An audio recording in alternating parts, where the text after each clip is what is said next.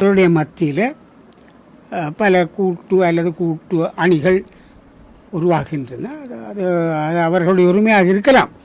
ஆனால் அவர்கள் செய்வதெல்லாமே தமிழரசு கட்சியை இலக்கு நோக்கி ஒரு பாரம்பரியமாக தமிழர்களுடைய விடுதலை வரலாற்றை சுமந்து கொண்டிருக்கின்ற ஒரு கட்சியை இல்லாமலாக்கி விட வேண்டும், அழித்து விட வேண்டும் அல்லது ஒதுக்கி விட வேண்டும் என்ற எண்ணப்பாடோடு தான் செயல்படுகிறார்கள் என்பதை எங்களுடைய மக்களுக்கு வருத்தத்தோடு தெரிவிக்க விரும்புகின்றேன்.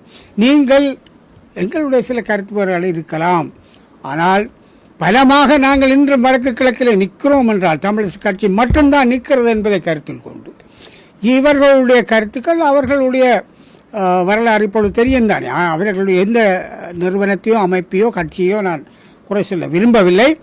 ஆனால் அவர்கள் எங்களை நோக்கி தமிழரசு கட்சியை மட்டும் தாக்குகிற இலக்கை பார்த்து இவருடைய காழ்ப்புணர்ச்சியை மக்கள் புரிந்து கொண்டு தமிழரசு கட்சிக்கான ஆதரவை இந்த தேர்தலில் வழங்க வேண்டும்.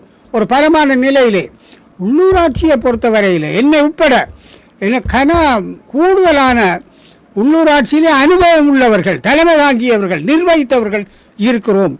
ஏனைய அமைப்புகளிலே அவ்வாறு இல்லை. தலைமை தாங்கியவர்கள் இல்லை, வழிநடத்தியவர்கள் இல்லை.